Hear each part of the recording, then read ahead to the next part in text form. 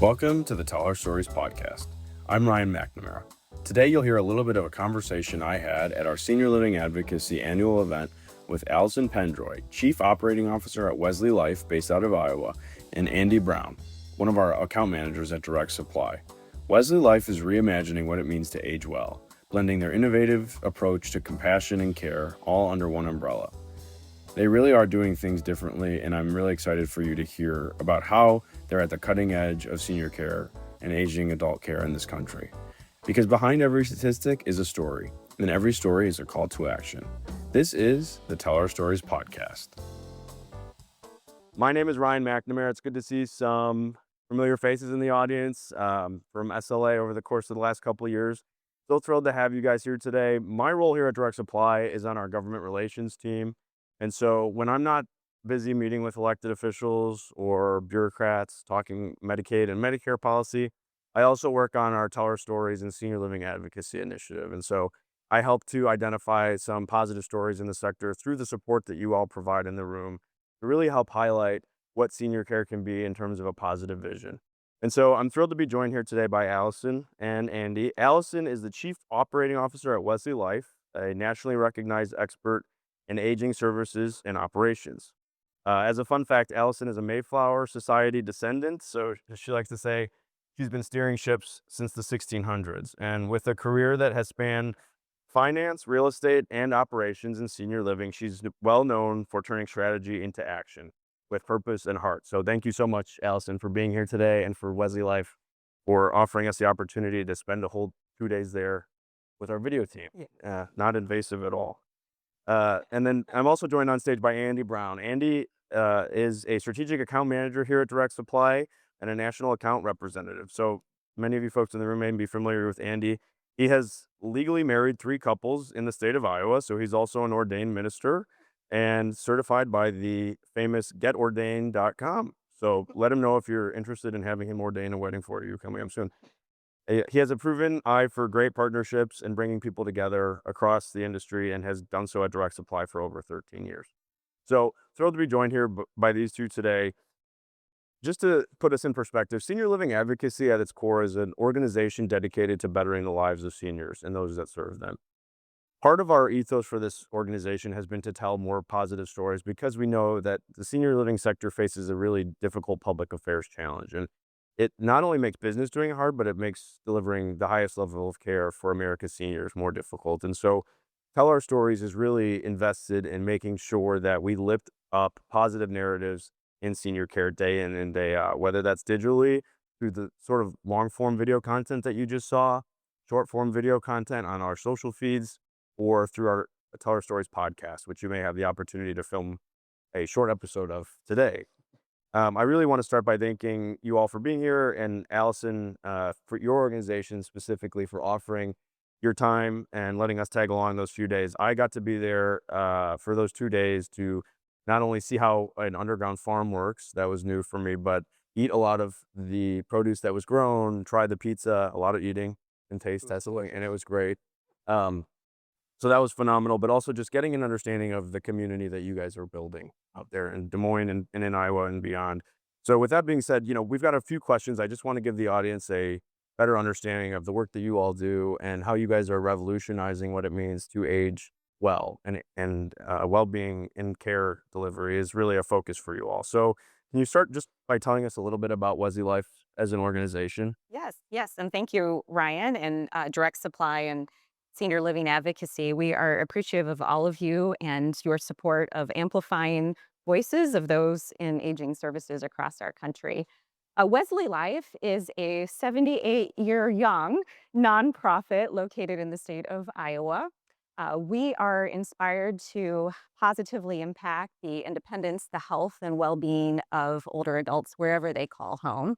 We are a religiously affiliated nonprofit, and that guides, through Christian compassion, how we deploy our network of services to improve the lives of older adults.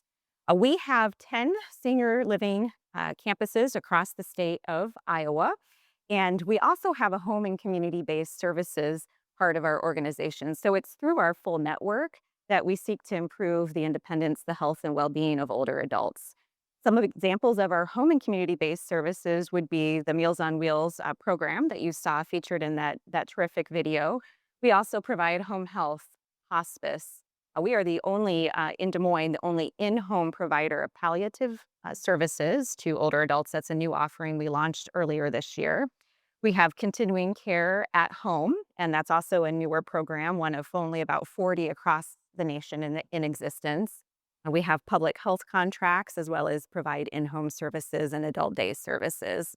So thrilled to be here. Anything you guys don't do? Yeah, So if you have we questions dream about, big, yeah, and we're not done yet. if you have questions about different models of care delivery, she's the person to talk to, it sounds like.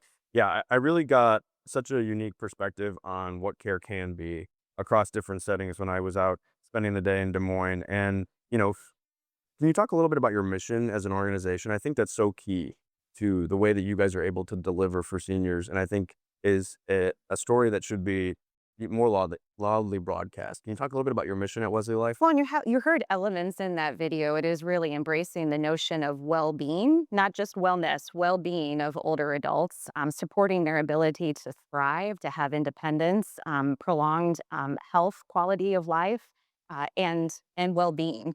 We have cast a bold vision. Our vision 2030 is our rallying cry, and it is to be the most dynamic and inclusive champion to revolutionize the experience of aging. So there are four key areas that we're really focused on impacting between now and 2030 and beyond. And why Vision 2030?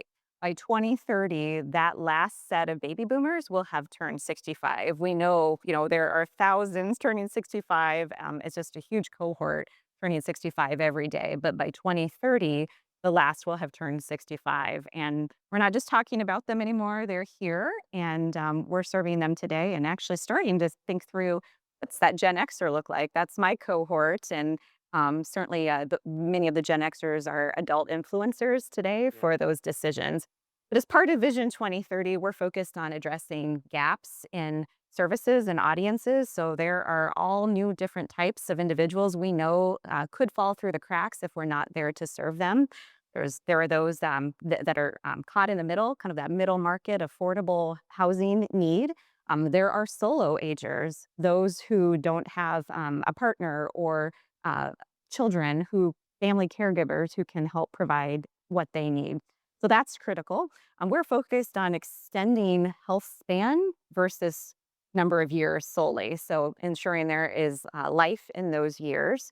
We want to combat the negative stigma associated with aging. So really to take on that narrative of ageism, and so much of what SLA does is also rallying around that. And then finally, we know it's going to take a dedicated, thriving workplace to do all of this. So we need to be recruiting, retaining, and growing talent into this industry and for our organization too. Yeah, the workforce part is so key. I mean, I talk to providers regularly who are struggling to find enough folks to work in their communities because it is a job that is so difficult and demanding, but rewarding on the back end too. And I think part of what we're trying to do here at Senior Living Advocacy and through the Tell Our Stories initiative is highlight this as a worthwhile place to work, right? For not only individuals who have folks that are experiencing, the need for senior care right now, but for folks who they themselves may need care down the line, and encouraging young folks to get involved in working in senior living is a huge component of our work here at Senior Living Advocacy. So thank you for all your support to those ends. And Andy, in your role, you're getting a chance to meet with providers and equip them effectively to make sure that they can deliver the best level of care for seniors. And, you've spent a lot of time with WesleyLife. I mean, how do you think that they're differentiating in your experience working with them as a provider? And, how is the community, you're an Iowa guy, how has the community responded to some of that? Yeah, so there's a few kind of main themes and things that WesleyLife does different, at least from my perspective in my 13 years working with different providers, right? The first one is they think about senior living differently. If you ask a WesleyLife employee, I don't think they would just say, we run senior living communities. They view themselves as a broader part of the communities, the towns, the cities that they serve, and they do an awesome job of bringing that community in and extending their seniors to the community as well. They don't just care for seniors, they involve them. And that's really cool to see, and you guys do a great job at that from my perspective. The other big piece of the puzzle that allows them to do things differently is I believe that Wesley Life is absolutely intentional about being innovative. I looked back through my notes prior to being on this panel, and we've discussed 7 different technologies just with direct supply and Wesley Life this year that Wesley Life has vetted, and that's just with direct supply. So if you're not intentional about being innovative, that's one of those things that can really fall off. And Wesley Life is great about making sure to make room and be proactive about innovating.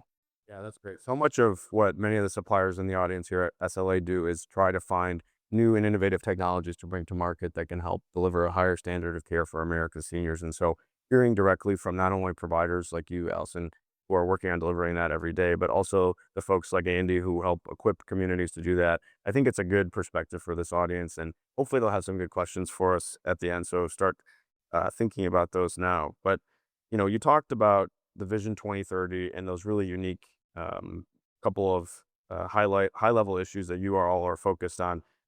I think in terms of addressing gaps in service that you talk about, and you guys are expanding into new markets, and you're, leading the charge on palliative care, but also home and community-based care and different offerings across the spectrum. What kind of larger trends are you all seeing in terms of what seniors are gravitating towards? I know there's been a lot of discussion about folks wanting to age in place, and we talk about the recovery in occupancy and skilled nursing communities over since the pandemic, and we're seeing now occupancy at or above pre-pandemic occupancy for the first time in 2025, which is great for the sector, but that could, on the back end, lead to some shortages in beds on the skilled nursing side and may make it difficult to see placements across those settings. So are there any larger trends, that you're seeing in terms of the consumer and sort of what they're gravitating towards, or is there a way that the more traditional community settings are kind of evolving would be good to share with the audience?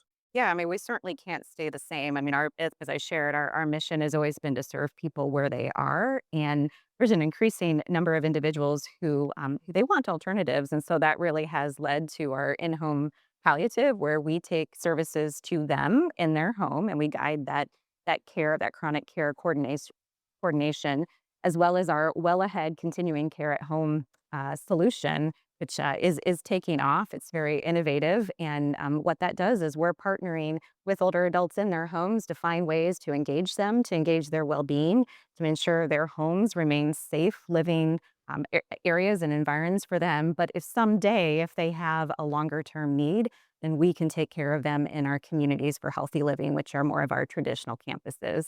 But I would share, just our campuses aren't traditional either.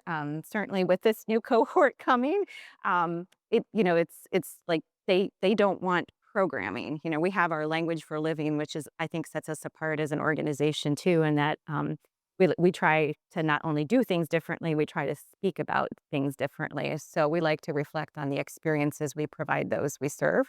But certainly we know with person-directed experiences, individuals want to be seen for who they are and what's important to them, not shoved into, okay, exercise at 3 o'clock, or I eat at 5 o'clock. I might want to eat what I want to eat when I want to eat it.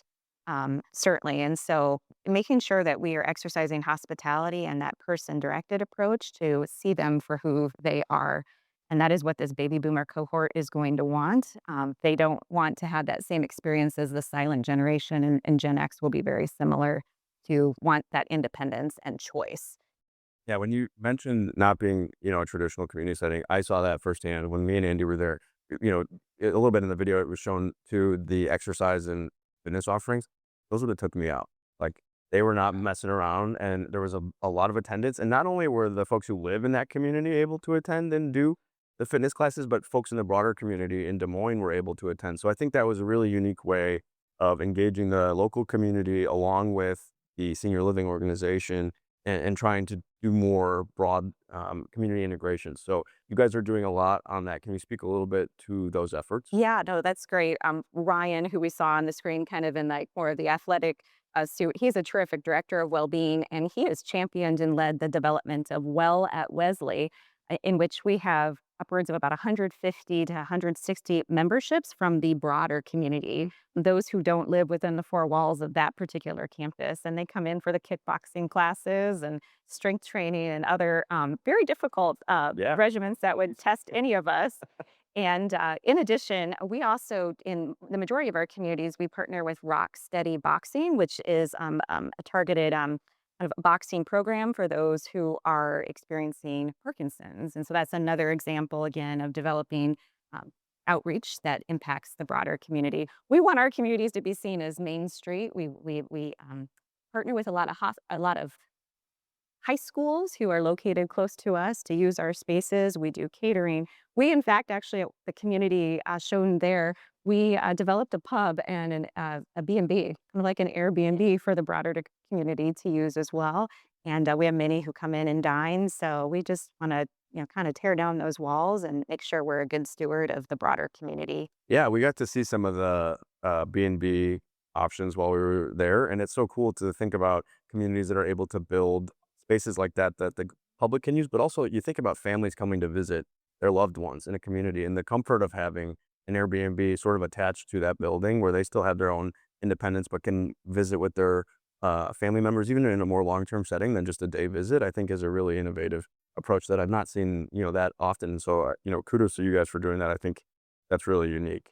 Um, Andy, when talking through a little bit about, innovation and the impact of technology in senior living, obviously you meet with providers regularly and try and navigate. There's so much now coming to market on the technology side and almost inundating providers in terms of what's the best solution, for my organization? How can I implement this effectively? So, what sorts of innovations are you seeing, or how are you helping providers sort of cut through that noise when it comes to equipping them with the appropriate technology, which can be a really difficult challenge for Yeah, of providers? course. Well, to add on to the last point, the involving the community at Wesley Life is certainly working. Yeah. I've never been in an organization that had so many family members come while I was there. Yeah. So it's just really cool to see the families be involved. And in some cases, they were helping to like harvest some of the food from the farm while we were there too. So like when you go to visit grandma or grandpa or your mother and father, you can also practice your farming skills, which is just like a great way to get the kids involved. Hydroponics 101. They loved it. Yeah, the kids loved it. Yeah, that fits the Iowa vibe, right? Yeah. Um, in terms of innovation, we're starting to hear a lot from different providers and customer organizations that there's a ton out there, right? They're inundated. I had a customer on campus 2 weeks ago that said, "Andy, I don't even want to hear the acronym AI. I just checked my inbox. I have 42 different organizations or solutions that are touting AI capabilities. I can't talk to all of them. I want to know what it does." So when we're talking to different customers about solutions and artificial intelligence and the boom that we're seeing, it's extremely important for us to help them vet all of these different solutions, but also focus on outcomes and results when we're speaking to them about them. The capabilities are great, but what it's actually doing for them is the most important piece of the puzzle. We are incredibly lucky here at Direct Supply to have this space that we're sitting in and have folks like Tom Proprocki, like Liz Jensen, like Justin Smith, that are able to help us and also our customers be able to vet dozens and dozens of different technologies out there. And part of our job in national accounts is to know our customers well enough and understand your strategy well enough so that we can bring the right solutions to them so that we're being efficient with their time. And they also can trust us to bring the technologies that are going to make a difference. Yeah, I think something to keep in mind here at Direct Supply, we're really fortunate to have our clinical director, Liz Jensen, who her PhD focus, Dr. Liz Jensen, I should say, her PhD focus was exactly in how to implement technology effectively in senior care communities so that it doesn't put an undue burden on the role of caregivers so that they can really focus on care delivery. And I think you'll see in some of the tours later, if you haven't had the chance to already here at the Innovation Center, so much of that is focused on how is it going to be implemented in the clinical setting or in the senior living setting, and how is it going to reduce the burden on those delivering care rather than add to it? And Ryan, just to maybe Please. build on that, if I may, it's just there is a critical, and I think all of you are aware of just a critical shortage of individuals to provide employment in this sector of caregivers. So as providers, we're keenly attuned to technology solutions that can allow us to really redeploy our labor in more customer facing ways. And so, one example is we have it embedded some AI for our charting on our home health clients. So instead of spending time after the visit, literally charting at the kitchen table, um, that the conversation is recorded and Right. AI automatically transcribes those notes still to be reviewed. That just enables that individual to spend more time with the client and less time documenting the old-fashioned way. Yeah. So that's just it's a great employee motivator as well, Sure. and a differentiator as an employer. Well, it's a great example of the ways that we can implement technology, but also make the life of the caregiver easier. And I think not only are residents who may live in these communities looking for that and having that level of expectation in terms of integration of technology, but also, like you said, the folks that may be working in these communities, it's key to that. And for those of you who were able to join us for the session yesterday evening, the VIP session for our highest level contributors, we had a couple of the robots around here running around delivering wine, some of our Servy robots too. So if you see them later, they were busy bartenders last night. But Do they accept tips? that's the best part about it. You don't have to worry about it. So, we talked a little bit about how technology is playing a role and the changing dynamic on the part of providers. I think, you know, workforce, we've, trimmed around the edges there. What strategies are you guys employing at your organization to try and attract and develop new workers? I know you talked a little bit about the role that technology plays there, but, in terms of the best ways to engage a workforce right now, is there other strategies or things that you guys have seen be successful in your communities that, might be relevant for our supplier community to understand? We've got some folks here in the audience that have really unique intergenerational um, employment opportunities that they've actually had folks come back into their communities to work from retirement, right? So they're actually getting aging individuals back into the workforce who are interested in working in their communities. So is there any, strategies that you all are employing to do so in your own organization? Yeah, I mean, we spend a lot of time focused on growing our own too and developing that career laddering. We have homegrown CNA the certifications that we offer. I mean, we have individuals who have started as housekeepers or in their CNAs and are now executive directors leading communities. So continuing to find ways to make that reinvestment in our team members and show that we believe in them and we want them here for the long run. They're tied into our mission as a nonprofit. It is something that I found coming to WesleyLife. I do believe really truly sets us apart, that desire to really have purpose and make an impact. We're exploring CMA certification that is likely to come. But I'm very intrigued by this older worker strategy. It's something I want to see us continue to embrace and do more of. That we have an entire workforce there who may be retired, but still has so many talents and expertise to share, but maybe wants something more part-time Yeah. or to do something completely different than they did before, maybe in a passion or a general interest area.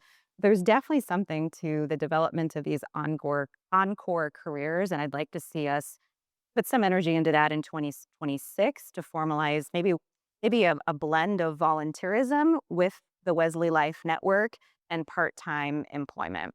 I love that. I think just in my own experience, my grandmother, she's 82 years old, Nona.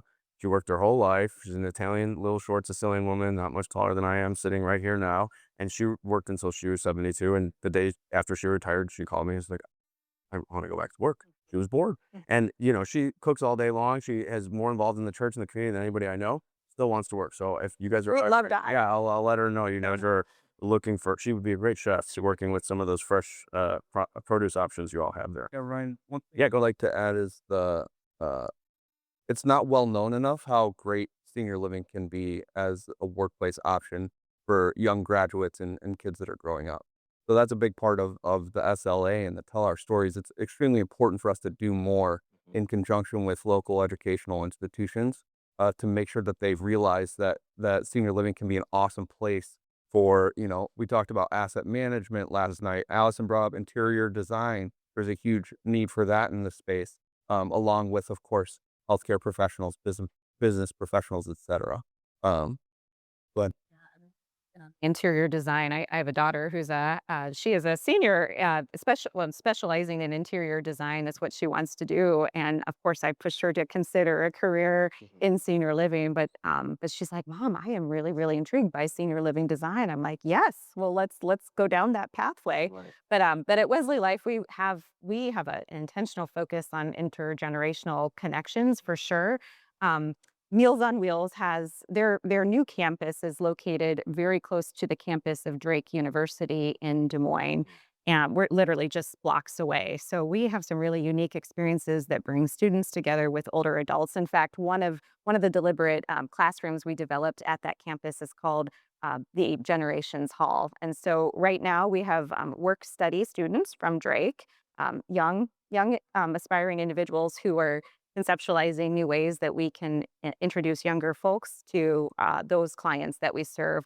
We kicked off this fall Generations Over Dinner. It's actually Generations Over Lunch, but it's 4 separate sessions we'll be holding at that location that just bring different topics to connect the ages. So, for instance, we'll have a topic over lunch that connects all of these ages to discuss the civil rights movement, where those who lived through it can share experiences with younger people who have only maybe read or studied it in school. And the really cool thing is these professors had to vie for a spot. We only have 4 different sessions, and there were too many, so we had to turn away that interest. But we have professors who will be bringing their art students. We have sociology professors who will take on some different topics. And it's just opening up conversation and just seeing through like, hey, we have these things in common, even though we're years apart, and an appreciation for each other. Um, we also have many volunteering opportunities. So we're using some of their students as part of our Friendly Color program for Meals on Wheels. And the thing I hadn't really fully understood, although I see it with my kids, is this younger generation doesn't make phone calls. And so they FaceTime. My children call me, and I hold my phone up to my head, and I'm on video, and they're seeing my ear because they FaceTime me. So by engaging some of the student groups at Drake University, they're actually part of our Friendly Color program to call on these clients of Meals on Wheels to check in and see how they're doing for the week. So it's teaching younger adults just communication skills and introducing them to something their generation has had technology for. Yeah, I mean, you talk about the benefits for both sides of that equation. I think it's so key when you talk about intergenerational coordination and working together here. Obviously, we're sitting on the campus of the Milwaukee School of Engineering, and I don't think folks that are going into computer programming and engineering departments at schools like MSOE would think that there's a lot of work for them to do in senior care. But as we're proving here with this campus, they're helping to develop some of the most cutting edge software and AI tools for delivery across healthcare. And again, just like finding those opportunities where we can connect folks in the senior living space to younger folks at colleges and universities. So, props to you guys. I think you're really helping set the standard for the kinds of partnerships that, in this innovation center, we've, been very proud of, but we need to do a lot more of those going forward. And it's something that in my conversations with elected officials is we're always trying to encourage more incentives and ways for them to push that forward as well. And here as an organization with Senior Living Advocacy, for the last 2 Congresses in a row, we've supported and actually helped write the Caring Across Generations Act, which as a piece of legislation has been introduced again this Congress. It's a bipartisan bill supported by the Republican Congressman Brian Stile, who was here last night and has been the chair of the Long-Term Care Caucus for several years, as well as a couple of Democrats in the House, which would provide resources for senior living communities to build cohabitated childcare communities in their senior living facilities, right? So you think about the CNA or the nurse who's a single mother and needs a childcare option to get to work. And this really takes care of 2 issues with one solution. And it's something that we've seen a lot of bipartisan interest in at the federal level and for sure at the state level. There's already really unique offerings of this kind in several communities throughout the country, but kind of getting more of those opportunities out. That's a piece of legislation that your support here at Senior Living Advocacy has helped fuel and something that we continue to lobby on this Congress. And so it's something that Brian Perry, who you'll hear more from later today, and Zach Williams from Forbes State Partners have been pushing for a long time. And, I'm hopeful that part of that bill will be included in the future authorization of the Older Americans Act later this year. And so hopefully we'll have some big wins to tell everybody about at our next meeting of Senior Living Advocacy next year. So, again, I just want to leave us with the understanding that Tell Our Stories has a long tradition of elevating positive stories, but we need more of them. So if this video inspired you to think about other communities that you're familiar with or your own business place where we can highlight some of these stories, I will come out to you and bring our video crew and our podcast crew, and you'll just not have to worry about it. We'll take care of everything, and we can highlight some of your solutions. And I think this is so critical because of the negative public affairs challenge that we have as a sector, and for us to, again, be able to deliver a higher standard of care. It's really incumbent upon us to share and uplift these stories like you all are willing to do at WesleyLife. So thanks again, Allison, so much for having us and allowing us to bring our camera crew out to Des Moines. And I think I just would encourage folks who are interested even in sharing a story today about why you work in senior care and why you are invested in this effort. We've got a backdrop set up in the back hallway in that corridor out there to your left that will be set up for you to share, even if it's just 3 to 4 minute stories about why you're engaged. We'd love to have your perspective and share it with other members to help grow this organization. We need more support, and we're proud of the $5 million or more than $5 million we've raised, but we have a lot more work to do.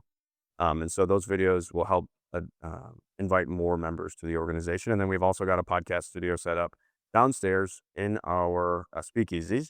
So not a bad place to have a drink and share some more of your perspective. So I invite all of you to take the opportunity to do that today. If you see any of the folks with the NJI black logos, they're from the mentioned camera crew, and they can help us. And then, just flag me down. I'm happy to help with that.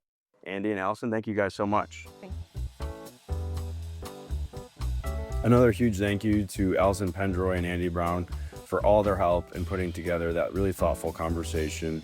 I think we ended up delivering on our promise, which was to lay out a vision for where technology and caregivers can meet to provide the highest level of care for America's seniors and improving the lives of all of those who are not only living in communities, but their family members and those that work in them.